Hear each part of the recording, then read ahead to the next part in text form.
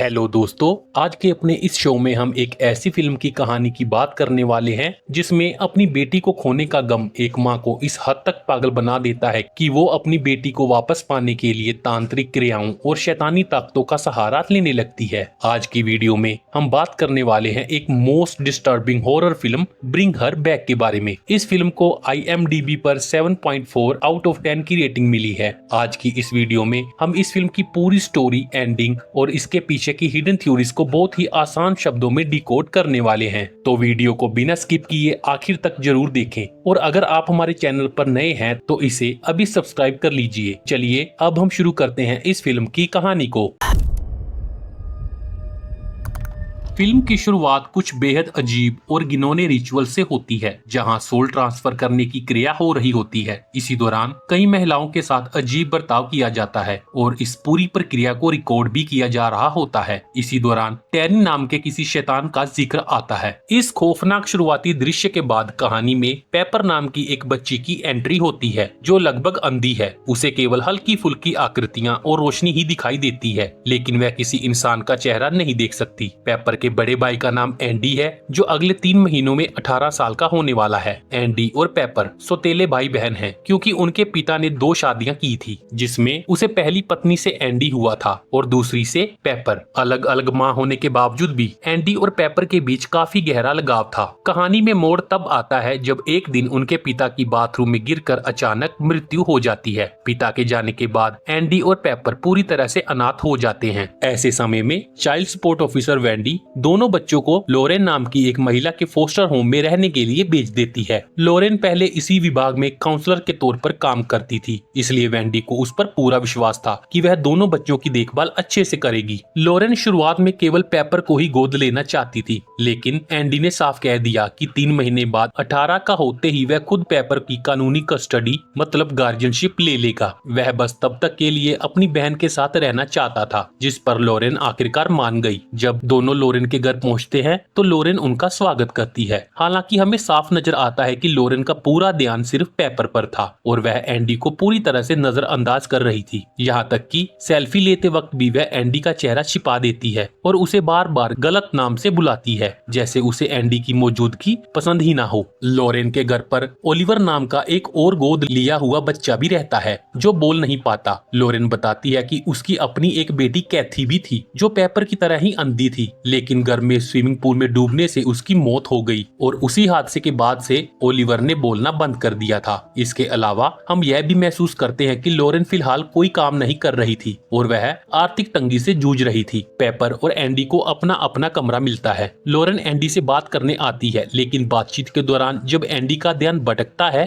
तो लोरेन अचानक उसका फोन उठाकर उसके मैसेजेस पढ़ने लगती है। इस बात पर जब एंडी रिएक्ट करता है तो लोरेन ऐसा बिहेव करती है मानो एंडी उस पर हमला कर रहा हो, लेकिन एंडी तो बस अपना फोन वापस मांग रहा था। आगे हम लोरेन को पेपर पर नजर रखते हुए देखते हैं। लोरेन अपने फोन पर बार बार मौसम का अनुमान चेक कर रही थी, जिसमें जल्द ही बारिश होने की संभावना दिख रही थी। उस रात एंडी नोटिस करता है कि लोरेन अपने घर के बाहर वाले चैम्बर में ओलिवर को लेकर जा रही थी। एंडी इस बात पर ज्यादा ध्यान नहीं देता और सो जाता है। अगले दिन जब उसकी नींद खुलती है तो वह देखता है कि उसने अपनी पैंट में ही पेशाब कर दिया है। 18 साल का होने के बावजूद और पहले कभी ऐसा ना करने के कारण यह दृश्य एंडी की मानसिक स्थिति को दर्शाता है। इससे यह स्पष्ट होता है कि एंडी अब भी अपने पिता के गुजर जाने के सदमे से जूझ रहा था। वह बाथरूम देखने से भी डरता था क्योंकि उसके पिता की मौत बाथरूम में ही हुई थी। उसी दिन एंडी के पिता का फ्यूनरल था, जहाँ वह अपने पिता के शरीर को देखने की हिम्मत नहीं जुटा पा रहा था। पेपर के पूछने पर वह कह देता है कि सब ठीक है और वह सब देख रहा है, लेकिन अंदर से वह बहुत डरा हुआ था। इसी बीच लोरेन चुपके से एंडी के पिता के सिर के बाल काट कर रख लेती है। इसके बाद वह एंडी पर दबाव डालती है कि वह अपने पिता को देखे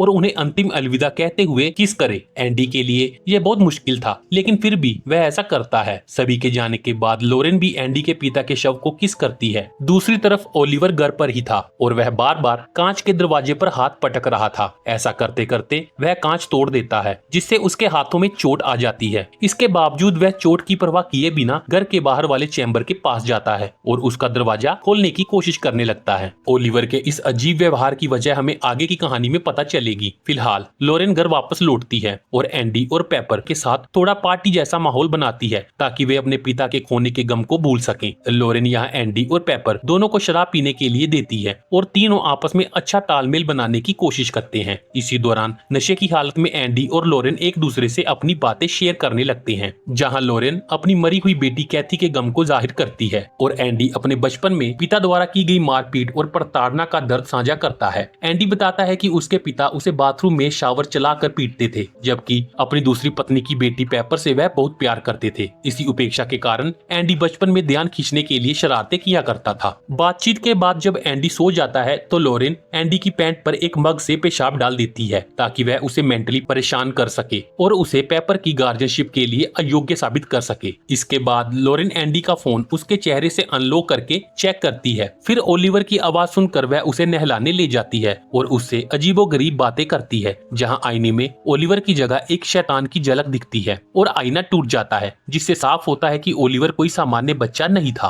अगली सुबह लोरेन जानबूझकर पाइपर के सामने एंडी पर बिस्तर गीला करने का ताना मारती है। इसके बाद जब लोरेन पेपर को लेकर बाहर जाती है तो एंडी ओलिवर के साथ समय बिताने की कोशिश करता है और उसे खरबूजा खाने को देता है, लेकिन ओलिवर चाकू चबाने लगता है जिससे उसका मुंह कट जाता है। एंडी उसे अस्पताल ले जाने लगता है, लेकिन घर के चारों तरफ बने एक रहस्यमय सफेद घेरे के पास पहुंचते ही ओलिवर अजीब तरह से चिल्लाने और विरोध करने लगता है। तभी लोरेन वापस आकर एंडी पर चिल्लाती है और ओलिवर को कमरे में ले जाकर VHS टेप पर दिख रहे एक रिचुअल के तहत उसके सिर को एक खास तरीके से सहलाती है और उसे एंडी के पिता के बालों का गुच्छा खाने को देती है, जिससे ओलिवर शांत हो जाता है। लोरेन इस पूरे हादसे का इल्जाम एंडी पर लगाती है। यहाँ यह साफ हो जाता है कि लोरेन ही एंडी की गार्जियनशिप रिपोर्ट तैयार करने वाली थी और वह जानबूझकर उसे अयोग्य घोषित करना चाहती थी। लोरेन का अपने मृत कुत्ते को स्टफ्ड करके रखना और बेटी के गम में होना यह दिखाता है कि वह अतीत से बाहर नहीं निकल पाई थी। बाद में जब एंडी नहाने जाता है तो उसे बाथरूम में ओलिवर की जगह अपने पिता का भ्रम दिखता है, जो बारिश में किसी के मारे जाने की बात कहते हैं। डर और घबराहट में एंडी गिर जाता है और उसके सिर पर चोट लग जाती है। हॉस्पिटल में होश आने पर एंडी लोरेन को ओलिवर की बात बताता है तो लोरेन इसे एंडी का वहम बताकर बात टाल देती है। घर लौटने पर बारिश शुरू हो जाती है और लोरेन पेपर के साथ नाचने लगती है। वह उसे कैथी के कपड़े पहना देती है। जब पेपर बताती है कि वह और एंडी जल्द ही अपने नए घर में शिफ्ट हो जाएंगे तो लोरेन का चेहरा बदल जाता है। वह पेपर को बाहर एक शेड में ले जाती है जहां एक फ्रीजर के अंदर कैथी की लाश रखी हुई थी। लोरेन ने अब तक अपनी बेटी के शव को संभाल कर रखा था और वह पेपर को उसे छूने के लिए कहती है। इसके अलावा लोरेन एंडी के सप्लीमेंट्स में भी कुछ मिलाने लगती है ताकि उसका गुस्सा और हार्मोन अनकंट्रोल्ड हो जाएं। फिर एक रात लोरेन एंडी का बॉडी स्प्रे खुद पर लगाती है और सो रही पेपर के चेहरे पर जोर से मुक्का मारकर भाग जाती है। पेपर को एंडी के स्प्रे की महक आती है, जिससे उसे लगता है कि एंडी ने ही उस पर हमला किया था। अगली सुबह लोरेन चालाकी से सारा इल्जाम एंडी पर लगा देती है और कहती है कि वह हिंसक हो गया है। इससे परेशान होकर एंडी गुस्से में गाड़ी लेकर चला जाता है। असल में लोरेन का मकसद अपनी मरी हुई बेटी कैथी की आत्मा को पेपर के शरीर में वापस लाना था। उसने एक VHS टेप से जरूरी धार्मिक रिचुअल सीखा था। सबसे पहले उसने टेरिन नाम के एक राक्षस को बुलाया और उसे ओलिवर के शरीर में डाल दिया। रिचुअल के अनुसार राक्षस को कैथी की लाश खानी थी और कैथी की आत्मा को पेपर में डालने के लिए पेपर को ठीक वैसे ही मौत मरनी थी जैसी कैथी मरी थी, यानी बारिश के तूफान के दौरान स्विमिंग पूल में डूबकर। इसलिए लोरेन भारी बारिश का इंतजार कर रही थी और इसलिए वह एंडी को रास्ते से हटाना चाहती थी। लोरेन का प्लान यह था कि टेरिन शैतान कैथी की लाश को खाकर उसकी आत्मा को अपने अंदर निगल ले और फिर उसे पेपर की बॉडी में उगल दे। रिचुअल का काम पूरा करने के लिए शैतान के कब्जे वाला ओलिवर बेचैन होने लगा और शेड में रखी लाश को खाने की कोशिश करने लगा। इस दौरान लोरेन रिचुअल की तैयारी शांति से करने के लिए पेपर को घर से बाहर गोल बॉल प्रैक्टिस की जगह छोड़ आती है। दूसरी तरफ जब एंडी वेंडी के ऑफिस जाता है तो उसे गायब बच्चों के पोस्टर में ओलिवर की तस्वीर दिखती है, जिसका असली नाम कॉनर बर्ड था। एंडी समझ जाता है कि लोरेन ने उस बच्चे का अपहरण किया था। पहले तो वेंडी को एंडी की बात पर यकीन नहीं होता, क्योंकि लोरेन ने पहले ही एंडी की झूठी शिकायतें कर रखी थी। लेकिन एंडी की घबराहट देखकर वेंडी उसके साथ घर जाकर जांच करने के लिए तैयार हो जाती है। रास्ते में एंडी पाइपर को एक वॉइस मैसेज भेजता है